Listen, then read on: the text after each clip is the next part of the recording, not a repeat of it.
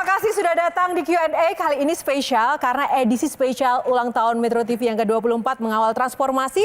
Dan Q&A hadir kali ini dengan tema Janji Suci Yofi. Tepuk tangan buat Mas Yofi.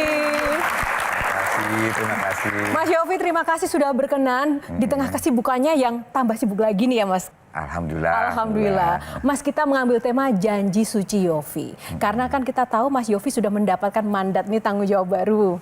Ya, nah, ya. janjinya apa sih buat kita-kita Mas di posisi yang baru ini Mas?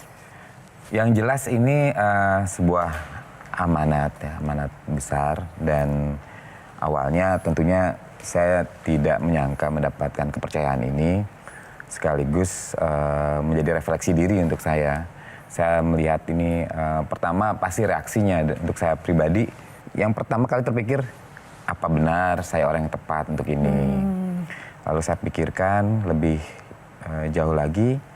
Tetapi saya setelah benar-benar pikir masak 41 tahun saya berkarya di bidang kreatif ini, rasanya juga memang sudah waktunya saya memberikan sesuatu buat negeri ini. Artinya pengalaman saya, kegagalan saya, ada keberhasilan saya. Siapa tahu hal tersebut bisa jadi pembelajaran agar hal tersebut bisa memberikan kemanfaatan untuk pemberdayaan ekonomi kreatif ke depannya. Kurang lebih kayak begitu. Tepuk tangan buat Mas Yofi. Kita jawab pertanyaan cepat dulu nih. Ya. Ada pilihan keyboard atau piano Mas? Piano.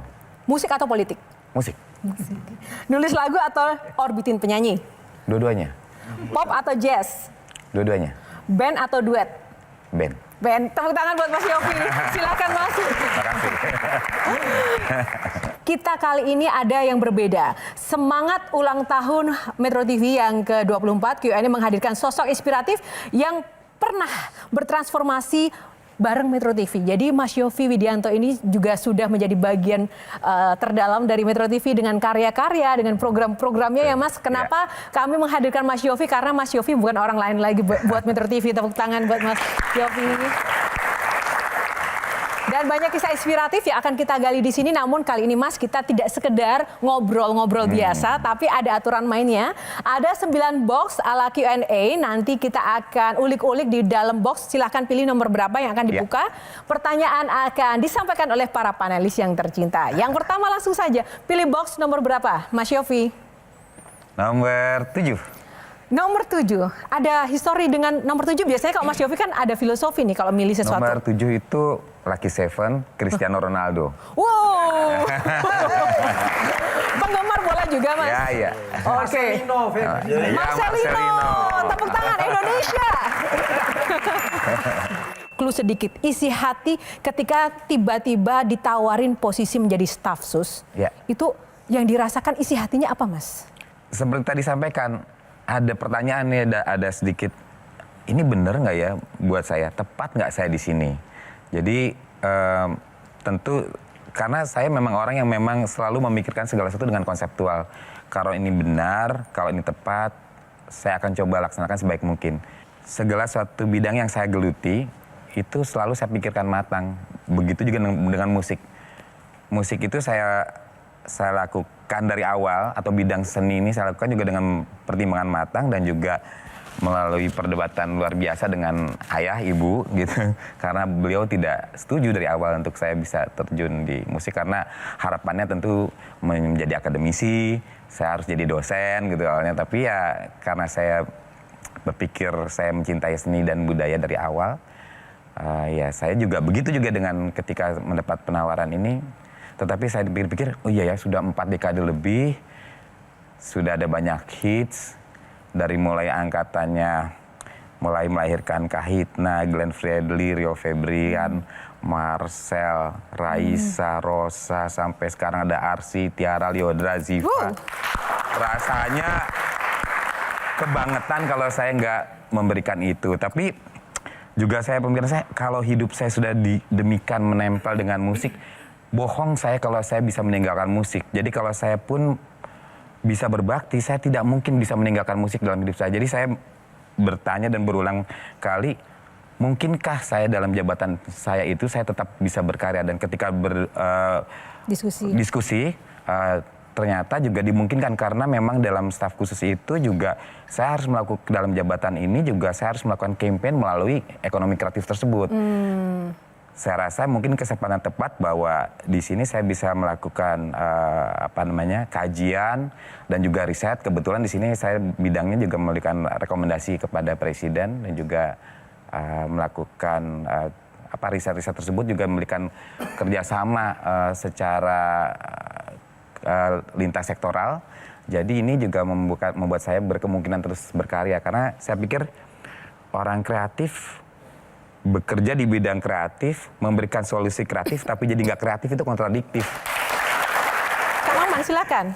Tadinya ketika lihat Yovie muncul di layar kaca, minimal wakil menteri. Karena bayangan saya, masuk aja anak HI, FISIP, Unpad, pasti udah belajar politik juga.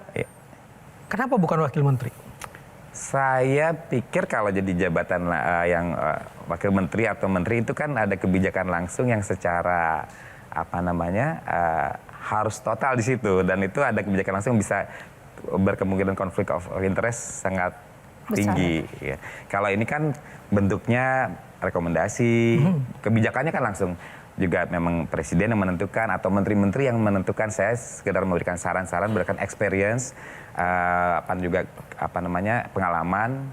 Berikutnya kan memang keputusannya memang di para eksekutif memberikan saran. Jadi di situ peran serta objektif yang mungkin paling optimal yang bisa saya lakukan karena saya sadar diri saya seniman yang memang belum bisa meninggalkan 100% bidang seni yang saya geluti itu. Tapi pernyataannya langsung menarik tuh, ikut mempercepat akselerasi pemberdayaan ekonomi kreatif.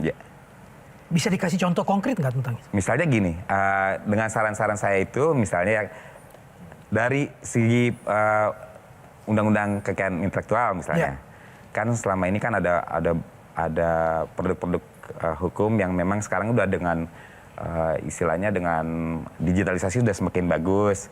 Tapi sekarang kan undang-undangnya juga kan harus kita coba lihat mana yang harus kita benahi. Di situ mungkin dengan experience ini kita harus benahi titik mana dengan pengalaman saya mungkin kita bisa bagikan. Ini kayaknya ada percepatan yang bisa kita lakukan. Tentu akhirnya juga teman-teman yang di DPR, teman-teman di pemerintah bisa mendengarkan itu sebagai bagian pertimbangan itu. Dan yang lebih menarik kan Bapak Ibu nggak setuju dulu kan jadi musisi. Sekarang terwujud harapan Bapak Ibu. Terwujud walaupun sudah sekian tahun lamanya ya. Nah sekarang Pak Triawan Munaf nih sebagai ahli kreatif dan ekonomi juga nih. Kalau ini kakak saya ini, kakak mentor. Mentor. Silakan, apa yang ditanyakan Pak? Saya nyebutnya Kang Yovie. Ya. Kang Yovie. Kang Yovie, saya yakin kalau ekosistem minimal dalam musik ya, bukan hanya ekonomi kreatif, musik saja sudah beres di Indonesia.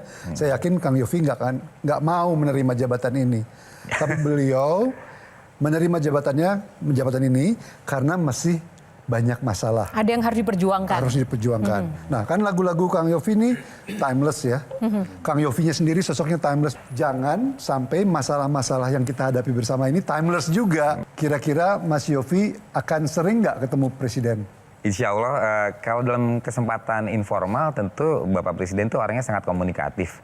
Dalam berbagai kesempatan tentu saya sudah sering bahkan dari beberapa kali aja sebelum pelantikan beliau sudah beberapa kali bertemu dan yang paling menarik tentu saya yang sudah lama bermain musik tiba-tiba saya harus dipelonco di Magelang itu juga sangat menarik ya dan kita baris langsung lari dan di situ juga sebenarnya proses komunikasi dengan presiden begitu cair dan di situ saya melihat tekad presiden tentang bagaimana beliau menceritakan dengan patriotisme bahwa ekonomi kreatif adalah satu hal yang sangat diperjuangkan untuk ke depan menjadi salah satu sumber ekonomi baru Indonesia dan itu menjadi janji yang sangat baik. Tentunya sebagai pemusik, pelaku seni menjadi ini kita punya cahaya harapan baru lagi. Moga-moga nanti tentu di istana dalam kesempatan informal itu biasanya lebih cair.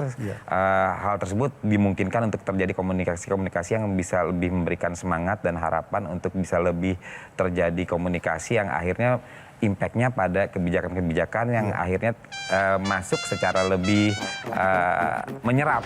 Jelajahi cara baru mendapatkan informasi. Download Metro TV Extend sekarang.